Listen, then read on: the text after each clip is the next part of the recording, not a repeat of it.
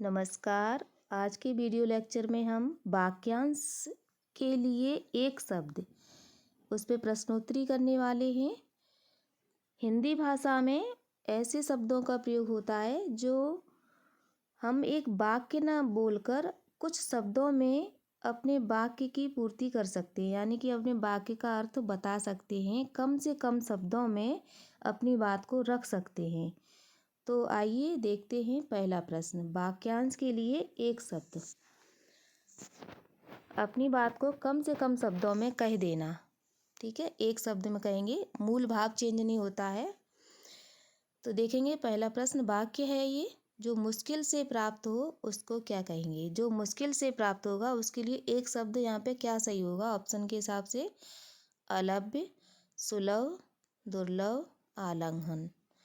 तो यहाँ पे ऑप्शन के हिसाब से यहाँ पे सही हो जाएगा अलभ्य। मुश्किल से प्राप्त होगा उसको कहते हैं अलभ्य, और जो आसानी से प्राप्त हो जाए उसको कहते हैं सुलभ, और जो कठिनाई से प्राप्त हो उसको कहेंगे दुर्लभ। ठीक है, तो ऑप्शन यहाँ पे क्या सही हो जाएगा? अलभ्य। अगला, अवसर के अनुरूप बदल जाने वाले को क्या कहते हैं। अवसर के अनुरूप बदल जाने वाले को क्या कहते हैं? कि जैसे ही अवसर आए उसके अनुरूप बदल जाएं। जैसे कि बहुत सारी वैकेंसी आती हैं, लेकिन हम एक परीक्षा की तैयारी करते रहते हैं तो उसमें हमारा हो नहीं पाता, और कोई दूसरी वैकेंसी आ जाती है तो उसमें भी हम फॉर्म भर दें और अप्लाई कर दें, तो उसमें हम क्या हो जाएंगे? अवसरवादी हो जाएंगे, यानी कि हम अवसर के अनुरूप बदल गए। ठीक है, अवसर देखकर ही अपना देख लिया हमने। ठीक है, और यथास्थितवादी क्या हो जाएंगे? जैसे थे वैसे ही हैं, मतलब जो हमारे साथ हो रहा है, जैसा चल रहा है, हम उसी में विश्वास कर रहे हैं। आदर्शवादी एक उच्च विचारधारा है जो ईश्वर में, आत्मा में, परमात्मा में विश्वास रखते हैं। ऐसे लोग उच्च विचारधारा वाले होते हैं आदर्शवादी। तो यहाँ पे इसका उत्तर क्या हो जाएगा? अवसरवादी। अगला प्रश्न, भूमि के अंदर जानकारी रखने वाले को क्या कहते हैं।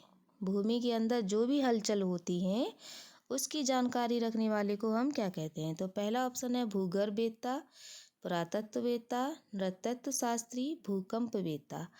तो यहाँ पे ऑप्शन हमारा क्या सही हो जाएगा? यहाँ पे ऑप्शन सही हो जाएगा भूगर्भवेत्ता। जो भूमि के अंदर जानकारी, जो भी हलचलें होती हैं, भूगर्भ वैज्ञानिक देते हैं।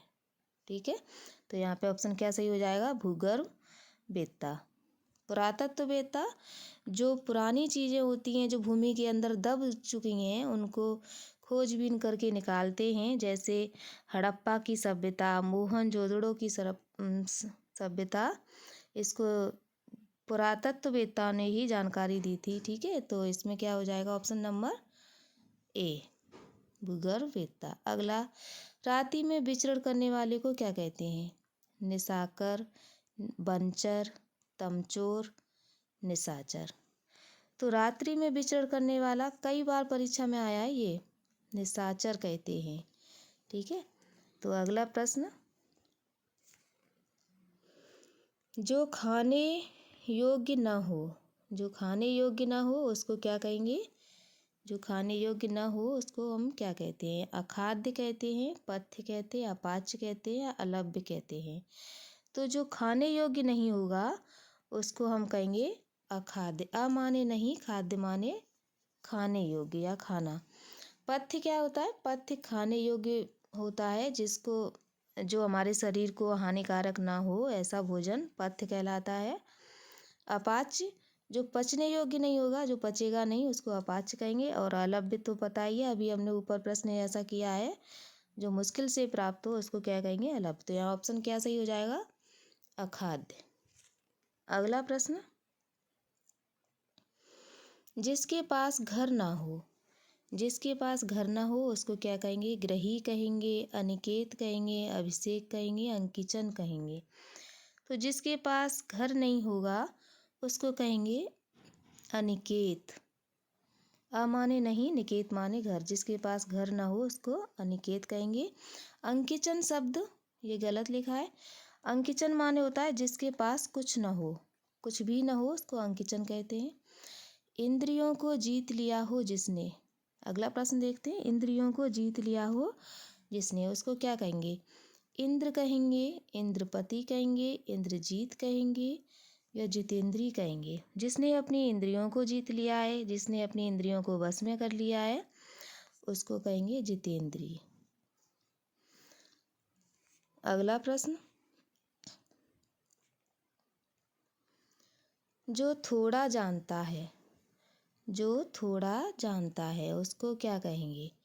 जो थोड़ा जानता है उसको क्या कहेंगे? अल्प कहेंगे, अल्पज्ञ कहेंगे, अवज्ञ कहेंगे, सर्वज्ञ कहेंगे? जो थोड़ा जानता है उसको कहेंगे अल्पज्ञ, और जो सब कुछ जानता है उसको क्या कहेंगे? सर्वज्ञ। ठीक है, तो इसमें ऑप्शन क्या सही हो जाएगा? ऑप्शन नंबर बी, अल्पज्ञ। अगला प्रश्न, आदि से अंत तक, ऑप्शन के हिसाब से क्या सही होगा? इसमें समाचीन होगा, अधोपांत होगा, अनादि होगा, समकालीन होगा? तो इसमें आदि से अंत तक सही हो जाएगा अधोपांत, आधोपांत। ठीक है। अगला प्रश्न,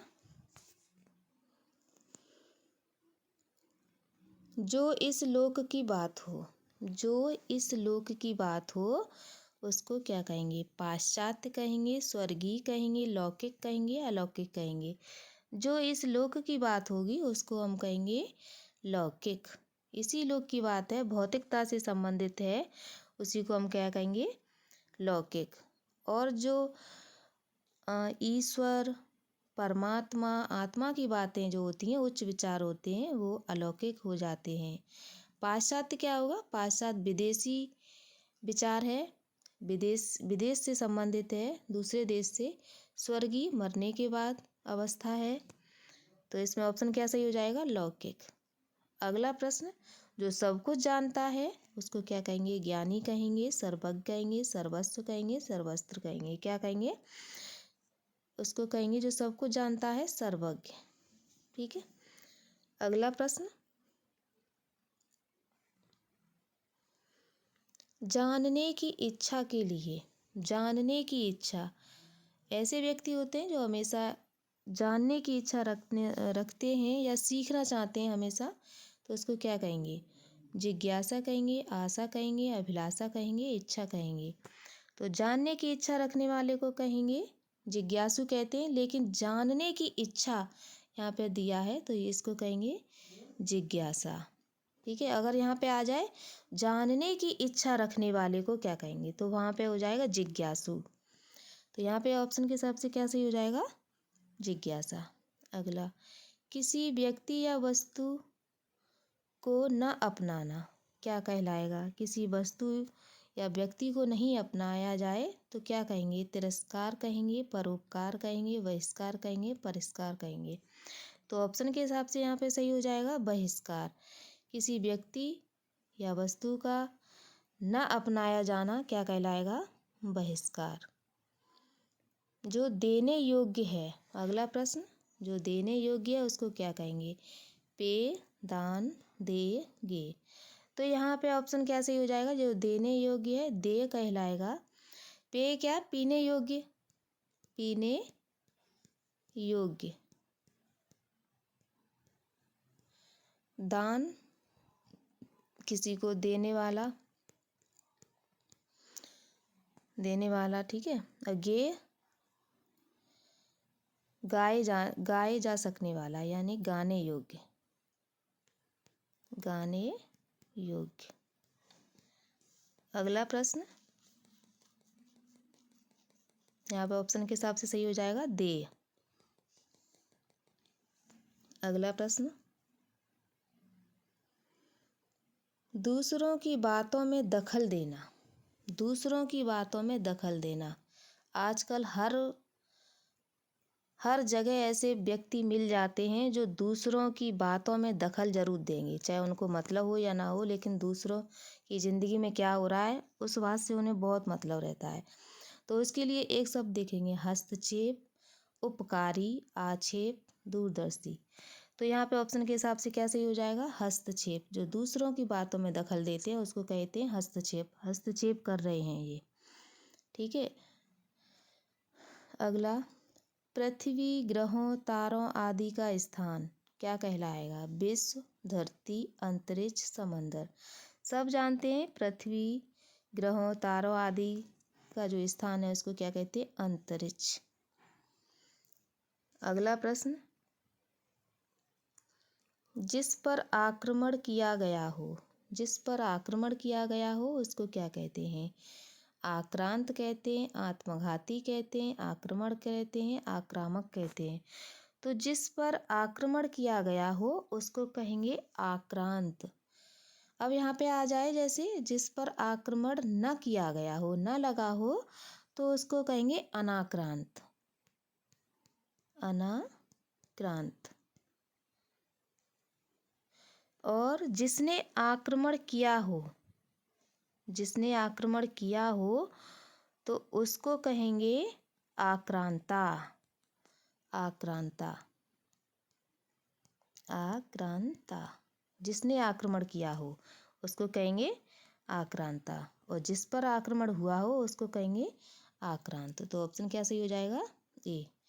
अनियमित के लिए एक शब्द है अनियमित, उसके लिए वाक्य चुनना है हमें। यहाँ पे ऑप्शन के हिसाब से देखेंगे, जो नियमानुकूल ना हो, जिसका निवारण ना हो सकता हो, जिस पर कोई नियंत्रण ना हो, जिसके संबंध में कोई निर्णय ना हो। तो यहाँ पे ऑप्शन के हिसाब से सही हो जाएगा अनियमित के लिए जो नियमानुकूल ना हो। ठीक है, जिसका निवारण ना हो उसको कहेंगे अनिवार्य। अनिवार्य। और जिस पर नियंत्रण ना हो तो अनियंत्रित। अनियंत्रित हो जाएगा। जिसके संबंध में निर्णय ना हो तो यहाँ पे हो जाएगा अनिर्णय। अगला प्रश्न,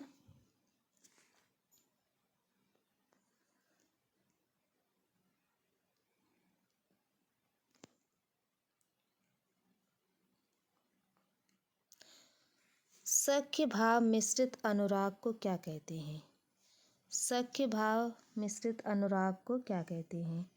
देखिए, प्रेम के भी कई रूप होते हैं, तो यहाँ पे ऑप्शन के हिसाब से हमें देखना है सख्य भाव से निर्मित अनुराग को क्या कहते हैं? प्रेम, सम्मान, प्रणय, श्रद्धा। तो यहाँ पे ऑप्शन सही हो जाएगा प्रणय।